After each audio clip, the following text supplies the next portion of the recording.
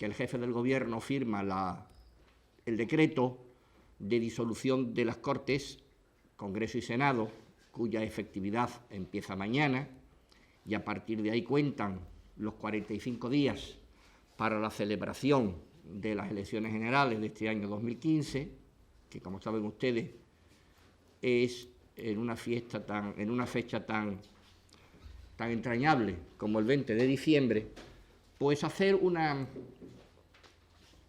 pequeño resumen legislativo de la legislatura, y perdón por la cacofonía, un pequeño resumen legislativo de lo que ha consistido, bajo mi modesta opinión, la legislatura de los años 2011 a 2015.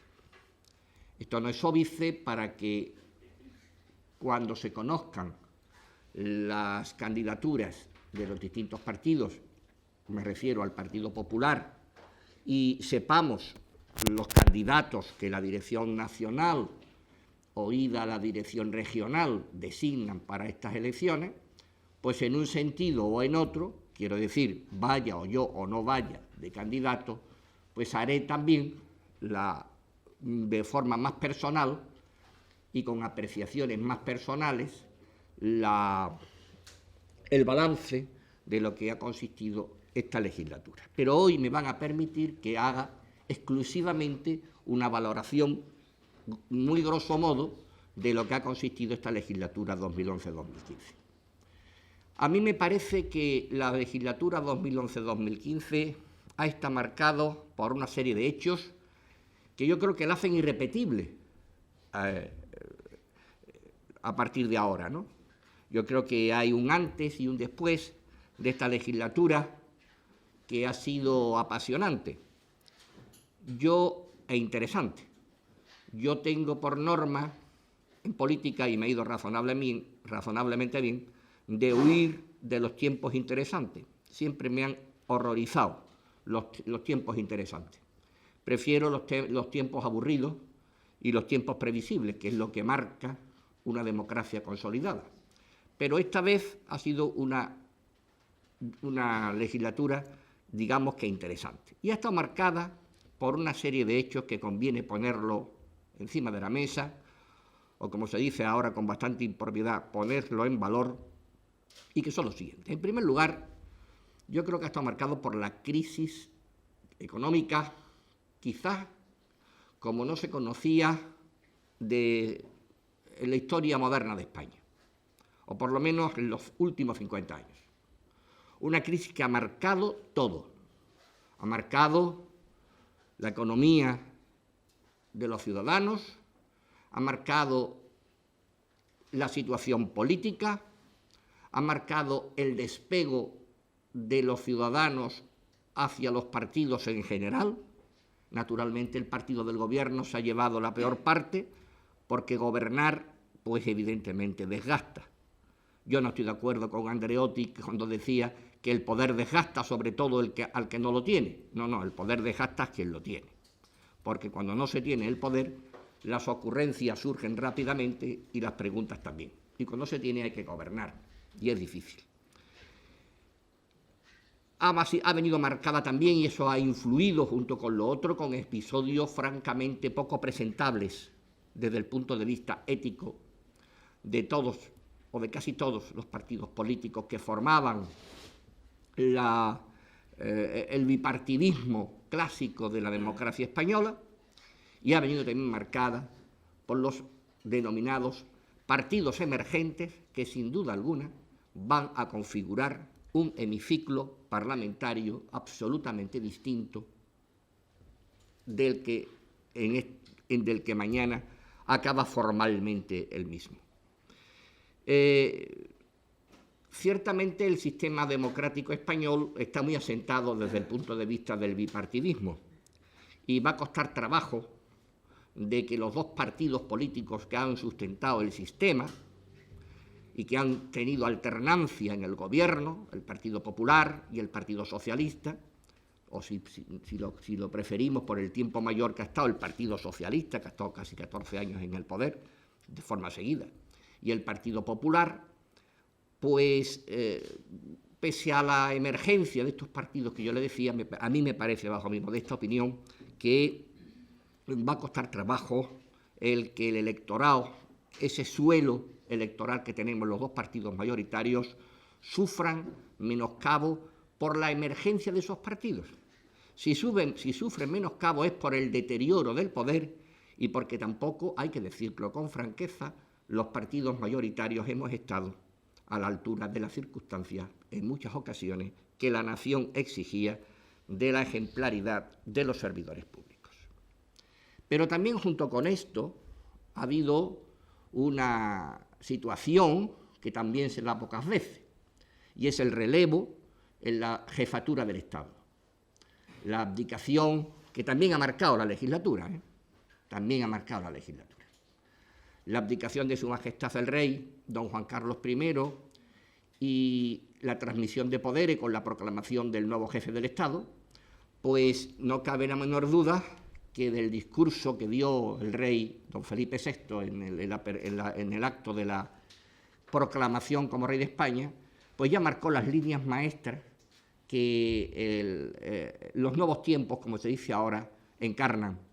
Y por tanto, aunque el rey no gobierna, pero arbitra, modera y regula las instituciones, según nuestra propia Constitución, y por tanto, ciertamente tiene importancia tanto lo que dice como lo que no dice.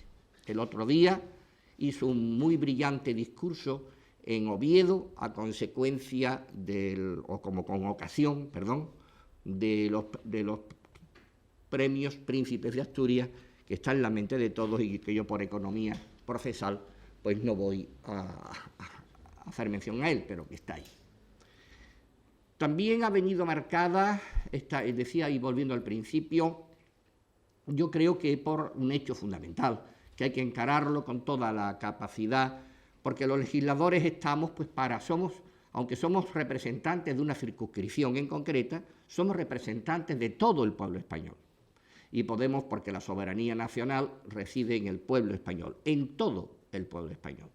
Y podemos intervenir en asuntos que no necesariamente tienen que comprender nuestra propia circunscripción. Esto muchos no lo comprenden porque confunden, quizás por no dedicar un estudio más sosegado a la dinámica constitucional, la democracia o el debate local o autonómico con el debate nacional. Son completamente antitéticos, aunque complementarios, dentro de nuestro Estado de Derecho. Pues ha venido, como decía, también la legislatura asignada por el hecho separatista catalán y por la rebelión, hay que decirlo con claridad, de que el máximo representante del Estado en Cataluña, que es el presidente de la Generalidad de Cataluña, en franca rebeldía al ordenamiento constitucional, no solamente levanta bandera de sedición contra lo que él llama el Estado, como si él no lo fuera, sino que además dice que no piensa cumplir ninguna de las recomendaciones de los altos tribunales españoles al que él también está sometido por el imperio de la ley. Ciertamente esto se ha traducido en un ambiente de crispación en la Cámara Baja, en el Congreso de los Diputados, donde los debates han sido quizás de los más virulentos y de los más apasionados, si me permiten la opinión, de los últimos años. Yo llevo suficiente tiempo en la Cámara como para conocer los intríngulis de que allí se mueve y, por tanto, les puedo decir a ustedes que nunca he visto unos debates con una mayoría holgada, suficiente y amplia del partido gobernante como los que hemos vivido no solamente este año, sino los años anteriores. Decía y termino con esta introducción levísima, que la legislatura había venido marcada por la crisis. Y yo creo que hay tres momentos fundamentales en estos 4 años de crisis, o de legislatura asignada por la crisis, que hay 4 elementos. De los 4, 3. El primero es el año 2012. Hago gracia del 2011 porque el año 2011 vino marcado prácticamente pues con todas las cuentas, los reproches de la herencia, de las que yo no me quiero referir porque los que me conocen saben que soy muy poco dado a la política del retrovisor, que no conduce a nada más que a marear a los ciudadanos, y mucho más en tiempos tan preelectorales como los que estamos viviendo. Mire, hay tres momentos fundamentales bajo mi punto de vista. El año 2012, que es el año donde todos los partidos políticos, también los que son causantes de la misma, reconoce que había una crisis profundísima y que había que hacer ajustes. Ajustes dolorosísimos para la ciudadanía española. Los ciudadanos españoles hemos sido los que, con nuestro esfuerzo, todos, porque a mí me hace caso cuando dicen los españoles, han hecho un esfuerzo grande como si el que habla no fuera español. Yo también soy español y por lo tanto me incluyo dentro de este plural nacional al que me refiero. Los españoles hemos hecho cada uno en nuestras circunstancias personales un esfuerzo importante para sacar a España de una crisis y de una cima verdaderamente poco esperable que fuéramos capaces de salir. Se ha hecho con el sacrificio de todos y también, evidentemente, con las medidas que el Gobierno ha tenido que hacer, algunas dolorosísimas, algunas traumáticas, y muchas de ellas todavía sin llegar al conjunto de la ciudadanía española, ¿verdad? Por tanto, esto es el primer bloque, es decir, el primer punto. El año 2012 fue el año de los ajustes presupuestarios. El año 2013 fueron el año, desde el punto de vista legislativo, de las medidas, del desarrollo de las medidas del Gobierno. Y a medida que iba pasando el año 2013, se iba viendo que una situación ciertamente catastrófica por los profetas de la catástrofe, perdón, por la redundancia, pues se veía que aquello iba saliendo. Bien, es verdad que Europa dio un voto de confianza importante, que se produjeron rescates parciales bancarios, que eran imprescindibles también, porque si no era más ruina sobre más ruina, pero de una situación de emergencia nacional y de práctico rescate, muchos periódicos y muchos medios de opinión y muchos partidos políticos y muchos analistas y muchos economistas pues aconsejaban el rescate de España, que hubiera exigido medidas más drásticas, medidas más duras y medidas que iban a ocasionar más sufrimiento al total de la economía española. Y el año 2014 y lo que llevamos de 15, pues es el año del inicio de la recuperación económica. Sería absurdo negar que la recuperación económica está en este momento pues saliendo del túnel. Quedan flecos importantes y dramas importantes, principalmente el paro, y principalmente el paro juvenil, que lacera con especial virulencia muchas autonomías españolas y también, lamentablemente, a nuestra ciudad. Pero el 2014 y el 2015 figura como el fin claro de la situación de emergencia económica que había. Queda mucho por hacer, como dicen los argumentarios del Partido Popular, y al que yo casi nunca me ciño, porque no me gusta que otros piensen por mí, pero evidentemente ahí estoy de acuerdo con los argumentarios. Queda mucho por hacer y es evidente que el peligro de una recesión europea con las economías particulares de muchas de las naciones que conforman la Unión Monetaria y la comunidad, y la antigua Comunidad Económica Europea, la Unión Europea ahora, pues hace que no se pueda bajar la guardia y que el nuevo hemiciclo y el nuevo gobierno salido de las urnas a partir del 20 de diciembre tendrá ante sí ese reto importante que afrontar. Bien, junto a ello, pues y en esta rueda de prensa no quiero extenderme más porque mucho más, viene una compañera ahora a las 11 para darles más datos o más otro punto de vista. Es evidente que el fenómeno de la migración, pues el fenómeno migratorio, pues ciertamente también ha influido en los debates de la Cámara en la legislatura y en la acción de los partidos políticos. Y yo el otro día di una nota de prensa, pues pidiéndole al Partido Socialista cierta claridad en cuanto a lo que entiende como fenómeno migratorio. Mire, no lo hice a humos pajas, porque saben ustedes que yo procuro centrarme en mi partido y en mis argumentos y nunca señalar ni apostrofar a otros partidos. Los que me conocen lo saben. Y ya soy muy mayor, políticamente, naturalmente, hablando, como para caer en semejante frivolidad.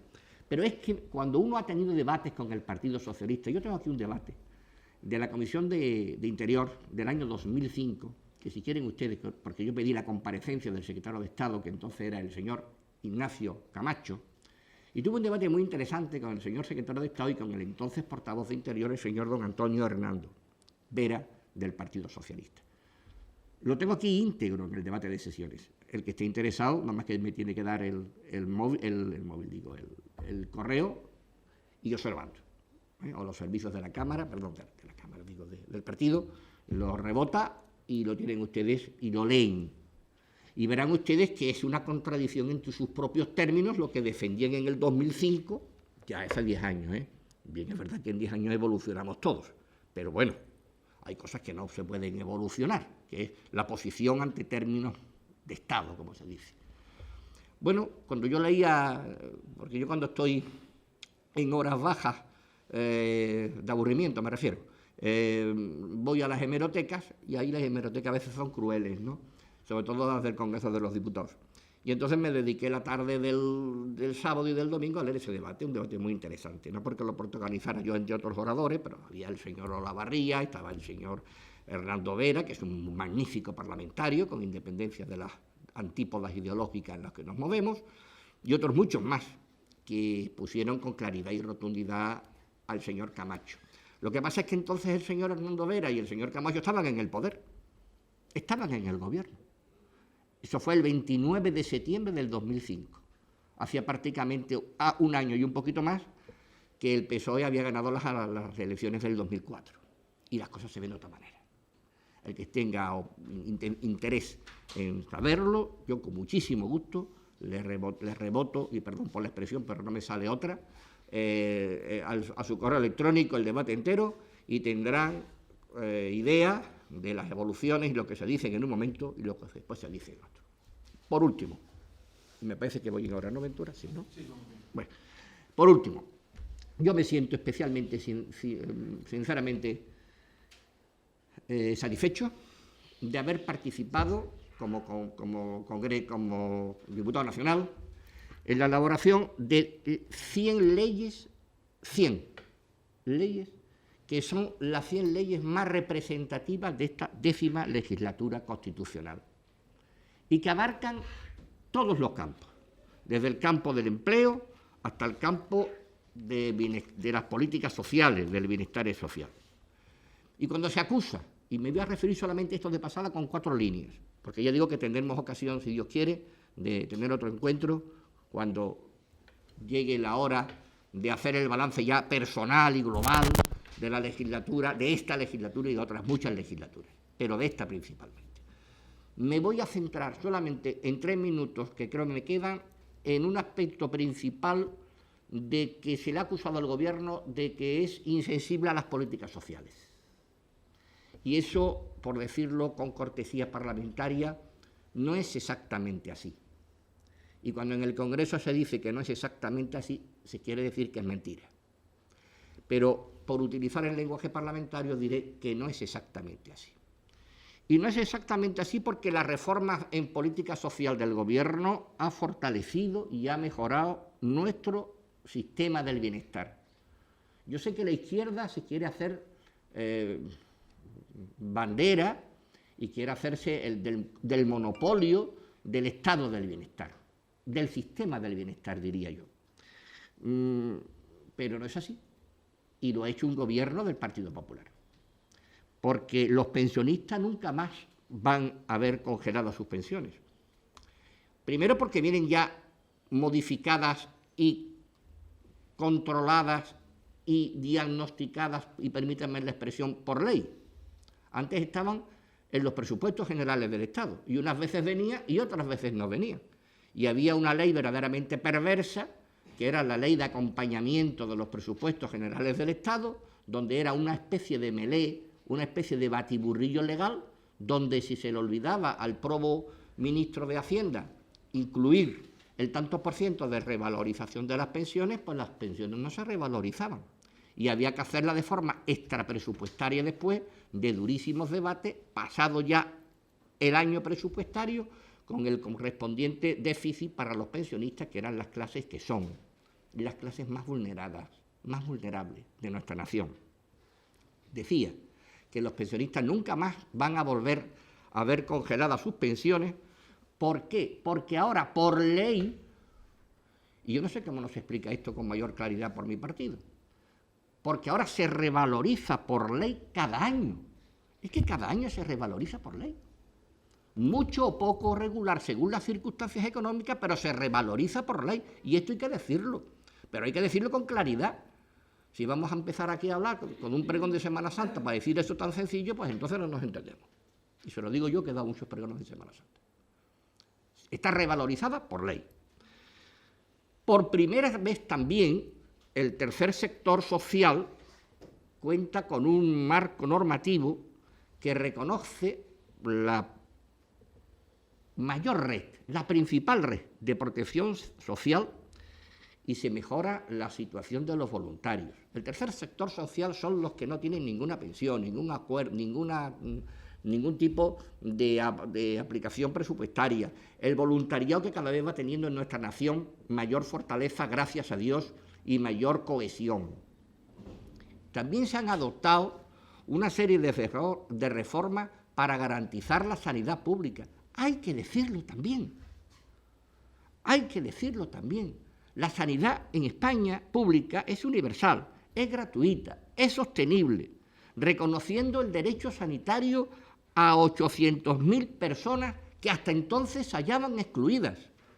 Antes de esta legislatura había casi 1 millón de españoles que no tenían derecho a la sanidad pública.